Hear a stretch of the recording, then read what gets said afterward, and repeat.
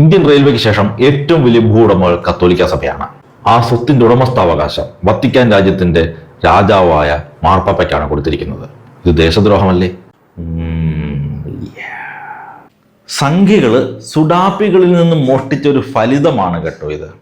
കത്തോലിക്ക സഭയുടെ കീഴിലുള്ള സ്ഥാപനങ്ങൾക്കെല്ലാം കൂടി വലിയ തോതിൽ ഭൂമി ഉണ്ടാവാം, ഇല്ലെന്ന് പറയുന്നില്ല. പക്ഷേ അതിൻ്റെ ഉടമസ്ഥാവകാശം വത്തിക്കാനോ മാർപ്പാപ്പയ്ക്കോ അല്ല. ഉദാഹരണത്തിന് ബാംഗ്ലൂരിലെ ക്രൈസ്റ്റ് കോളേജും ധർമ്മരാമൻ കോളേജും ഒക്കെ CMI സഭയുടേതാണ്, അല്ലെങ്കിൽ ആ കോൺഗ്രിഗേഷൻ്റേതാണ്. നമ്മൾ സാധാരണയായി എല്ലാത്തിനെയും സഭ എന്ന് വിളിക്കുമെങ്കിലും ഇവിടെ സന്യാസ സഭകളെയാണ് ഉദ്ദേശിക്കുന്നത്. അതിന് കോൺഗ്രിഗേഷൻ എന്ന വാക്കായിരിക്കും കൂടുതൽ അനുയോജ്യം. കത്തോലിക്ക സഭയ്ക്കുള്ളിൽ തന്നെ ഈശോ സഭ, ജെസ്യൂട്ട്സ്, CMI സഭ എന്നിങ്ങനെ ഒട്ടനവധി സന്യാസ സഭകളുണ്ട്. ഓരോ കോൺഗ്രിഗേഷനും വ്യത്യസ്തമായ സേവന മേഖലകളിലാണ് ശ്രദ്ധ കേന്ദ്രീകരിക്കുന്നത്. ഉദാഹരണത്തിന് CMI സഭ പ്രധാനമായും വിദ്യാഭ്യാസ മേഖലയിലും മിഷൻ പ്രവർത്തനങ്ങളിലുമാണ് വ്യാപൃതരായിരിക്കുന്നത്.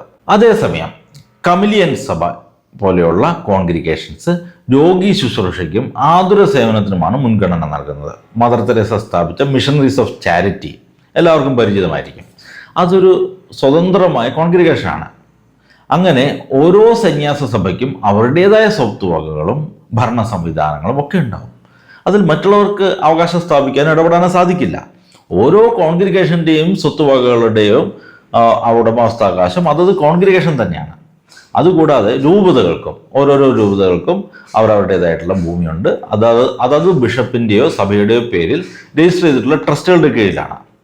ക്രൈസ്തവ സഭകൾ ഇവിടെ നടത്തുന്ന സ്കൂളുകളും ആശുപത്രികളും ഏത് സഭാ സമൂഹമാണോ നടത്തുന്നത് അവരുടെ ഉടമസ്ഥതയിലാണ്. അല്ലാതെ കത്തോലിക്ക സഭ എന്ന ഒരു ഒറ്റ മുതലാളിയുടെ കീഴിലല്ല ഇത്.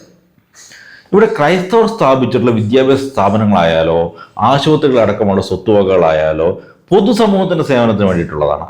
അല്ലാതെ ഇവയൊന്നും ആരുടെയും വ്യക്തിപരമായ ലാഭത്തിന് വേണ്ടിയിട്ടുള്ളതല്ല. കേവലം 2% മാത്രം വരുന്ന ക്രൈസ്തവർ ഇത്രയും സേവനങ്ങൾ സമൂഹത്തിന് സാധിക്കുന്നുണ്ടെങ്കിൽ അത് ഞങ്ങളുടെ അധ്വാനത്തിൻ്റെ ഫലമാണ്.